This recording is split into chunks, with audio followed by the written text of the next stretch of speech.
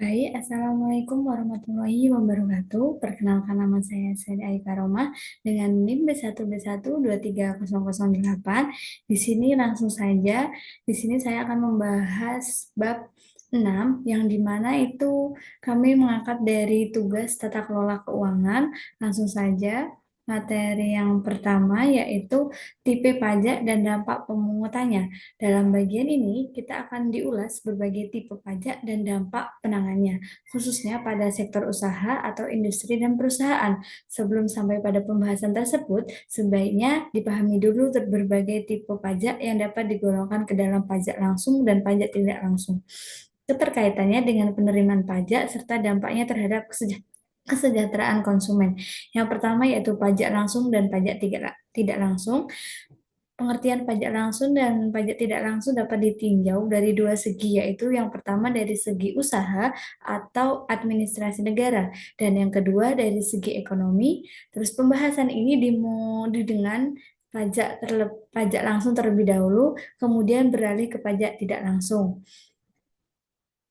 Nah, bisa kita lihat pajak langsung dari beberapa segi, antara lain yaitu tata usaha negara. Dari segi tata usaha negara adalah pajak yang dikenakan berdasarkan atas surat ketepatan pajak dan sebab pengenaannya dilakukan secara berkala. Misalnya tiap tahun dikenakan pada waktu-waktu yang tertentu. Terus yang kedua dari segi ekonomi, maka yang dimaksud dengan pajak langsung ialah pajak yang beban pajaknya tidak dapat digeser atau dilimpahkan kepada orang lain. Terus contohnya, sebagai contoh dari pajak langsung ialah pendapatan, pajak kekayaan, pajak perseorangan, pajak rumah tangga, perponding, pajak dividen, dan PO, dan lain-lainnya.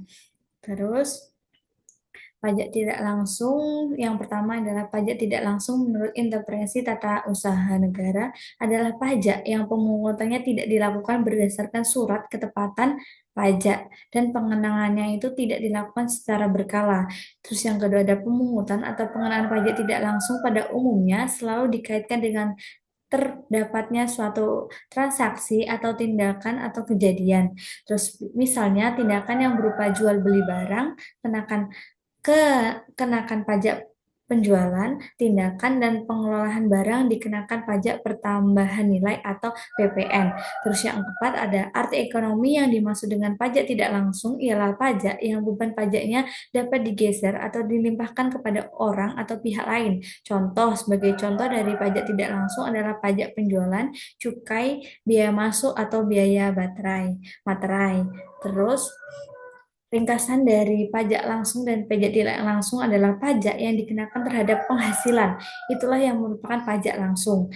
Kemudian faktor-faktor produksi di antara organisasi oleh pengusaha dalam proses produksi untuk menghasilkan barang dan jasa. Selanjutnya, barang dan jasa itu dijual ke pasar dan timbul transaksi jual beli. Maka ketika ada yang dimaksud pajak langsung secara intinya itu apabila ada transaksi antara satu sama lain, antara orang lain, dan menimbulkan transaksi itu namanya pajak langsung. Dan selanjutnya, barang dan jasa itu yang dijual di pasar akan timbul transaksi apabila ada jual belinya. Terus transaksi jual beli inilah yang dikenakan pajak tidak langsung. Yang menjadi pembeli dan atau konsumen adalah para pekerja atau buruh, pengusaha, pemilik modal maupun pemerintah yang masing-masing bertindak sebagai rumah tangga. Mereka modal mereka inilah yang menjadi pemikul beban pajak yang digeserkan oleh para wajib pajak tidak langsung. Terus next, pajak langsung dan pajak tidak langsung sebagai sumber penerimaan negara. Penerimaan rutin yang berasal dari pajak merupakan bagian penerima yang terbesar. Kalau diteliti lebih mendalam lagi, maka akan tampak bahwa pada awalnya penerima negara terutama berasal dari pajak tidak langsung, baru kemudian beralih ke pajak langsung. Sebenarnya keadaan ini tidak perlu membuat kita heran, karena memang dalam kenyataannya penerimaan negara-negara yang sedang berkembang yang berasal dari pajak besar adalah pajak tidak langsung. Sebaiknya bagi negara-negara yang maju, menerima pemerintah atau penerima negara yang berasal dari pajak sebagian besar berasal dari pajak tidak langsung. Terus lanjutan, namun pajak langsung adalah pajak penghasilan karena pemungutannya harus dilakukan atas dasar surat ketetapan pajak, maka jelas yang dibutuhkan administrasi yang sangat teliti. Hal ini sulit dilaksanakan oleh negara-negara yang berkembang karena memang sulit dilaksanakan sistem administrasi dari pajak tersebut. Sedangkan bagi pajak yang tidak langsung, sistem administrasinya itu lebih sederhana. Misal saja dalam pemungutan atau pengenaan pajak penjualan atau pajak pertambahan nilai. Pajak ini dapat dengan mudah dikenakan kepada penjual barang sebagai pajak wajib pajak. Yang sebenarnya yang dimaksud oleh Undang-Undang Pajak Penjualan sebagai pemikul beban adalah memang konsumen barang-barang tersebut. Terus ada kelebihan dari pajak tidak langsung, ialah untuk anggaran atau pendapatan negara itu dapat dikatakan bahwa hasilnya lebih stabil jika dibandingkan hasil dari pemungutan pajak langsung. Terus yang kedua, orang-orang yang penghasilannya kecil dan sukar untuk dikenai pajak pendapatan dapat diikut sertakan dalam pengumpulan dana yang dikendaki oleh pemerintah. Terus yang ketiga ada pembiaya atau pemungutan rendah. Terus yang keempat ada teknik pemungutannya sederhana sehingga tidak menyulitkan administrasi pajak. Terus ada kekurangan dari pajak tidak langsung adalah kekurang memenuhi rasa keadilan karena tarifnya yang bersifat regresif dan tidak progresif di mana orang-orang yang berpenghasilan rendah dikenakan pembiayaan pajak. Nah, jadi maksudnya itu orang yang pendapatannya itu di bawah menengah ke bawah itu harus harus membayar dengan tarif yang sama dengan orang yang pendapatannya menengah ke atas. Nah, itu menjadi kekurangan dari pajak tidak langsung. Terus yang kedua ada pajak konsumen. Kadang-kadang tidak dapat dijalankan secara baik dalam arti bahwa yang memikul beban pajak adalah bukan dari mereka yang menurut Undang-Undang Pajak dimaksud sebagai pemikul beban pajak. Terus yang ketiga ada sebagai alat untuk mendorong peningkatan produksi, pajak tidak langsung dapat dirasakan pengaruhnya secara langsung oleh sektor-sektor produksi yang bersangkutan. Terus yang keempat ada pembangunan yang lebih ditekankan kepada redistribusi penghasilan dalam masyarakat. Maka pajak langsung akan memberi penghasilan yang lebih baik mengenai kebaikan dan keburukan pajak langsung adalah dari kebaikan dan keburukan pajak tidak langsung. Nah, yang ketiga yaitu pengaruh pajak langsung dan pajak tidak langsung terhadap kesejahteraan konsumen. Kita bicara sekarang bagaimana pengaruh dari pajak langsung dan pajak tidak langsung itu terhadap konsumen. Konsumen yang dimaksud adalah para penjual. Misal saja pajak penghasilan sebagai pajak mewakili pajak langsung dan PPN atau pajak penjualan sebagai pajak yang dikenakan pada setiap satuan barang yang dijual sebagai pajak yang mewakili pajak tidak langsung. Pemerintah ingin meningkatkan penerimaannya dengan menarik pajak dan pemerintah mempunyai alternatif apakah mengenai pajak penghasilan atau PPN atau pajak penjualan itu penerimaannya itu sama.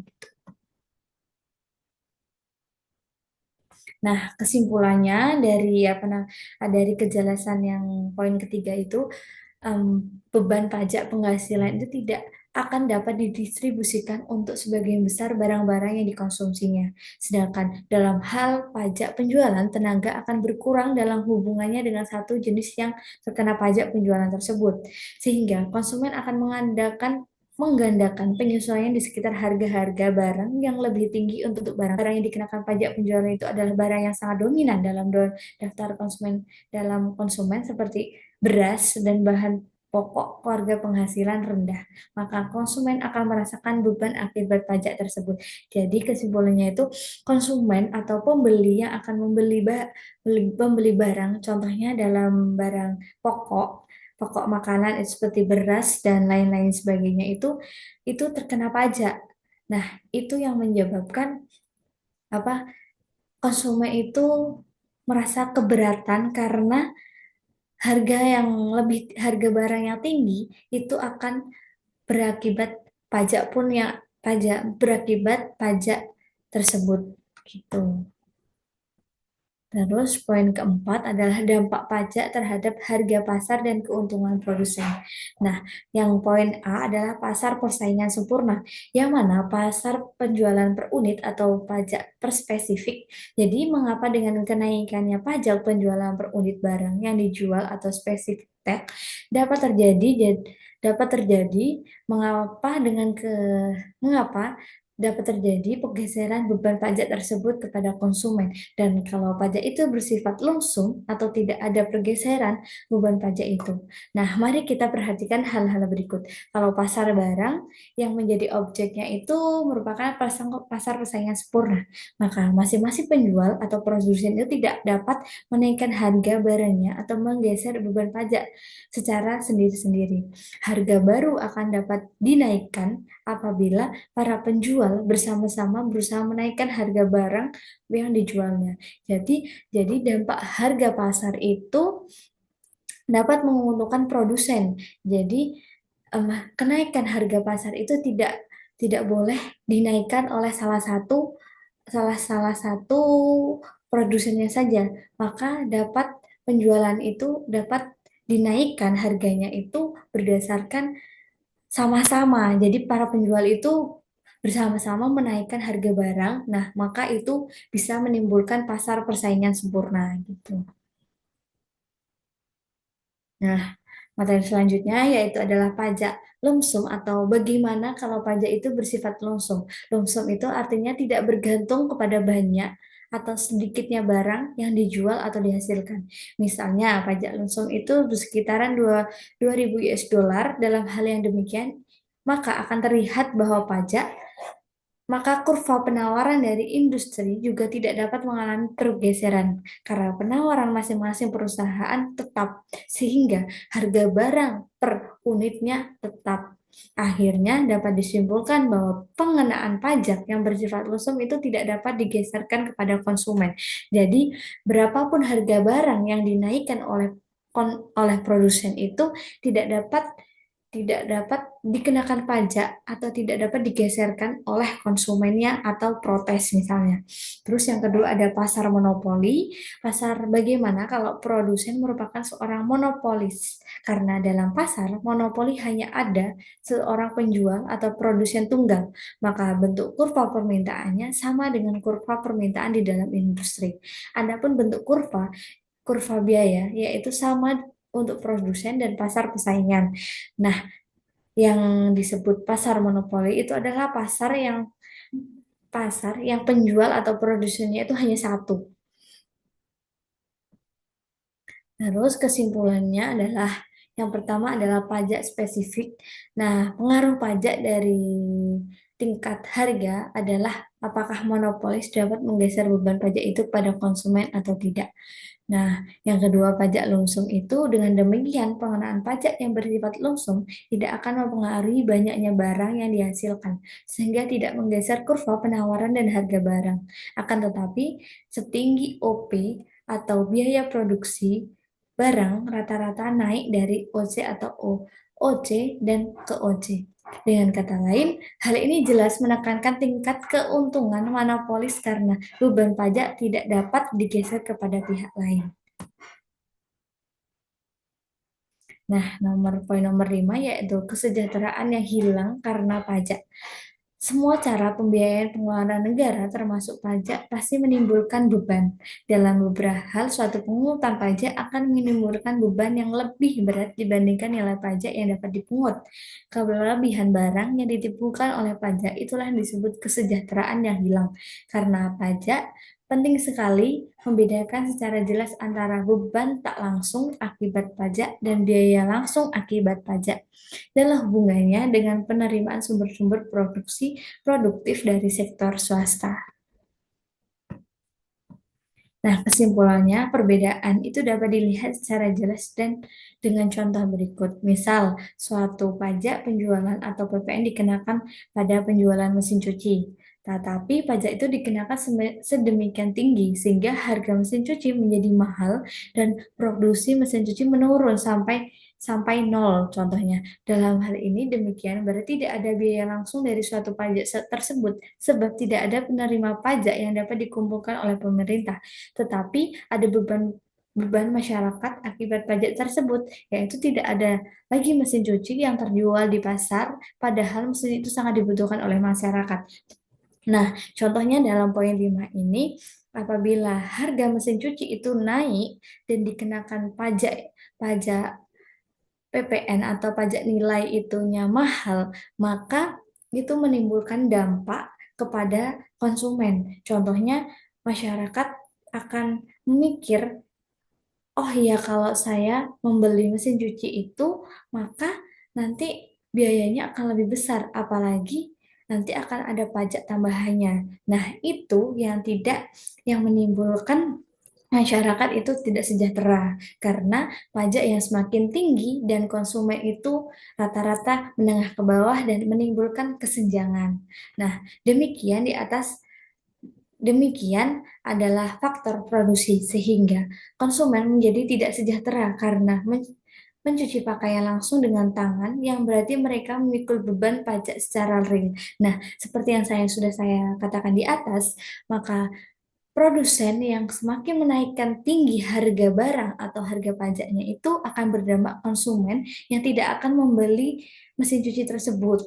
Nah, akibatnya konsumen tersebut mencuci dengan tangan dan mencuci dengan tangan itulah yang dimaksud dengan memikul beban pajak secara nyata atau real gitu. Nah, mungkin itu saja yang bisa saya sampaikan. Kurang lebihnya saya mohon maaf. Saya akhiri. Wassalamualaikum warahmatullahi wabarakatuh.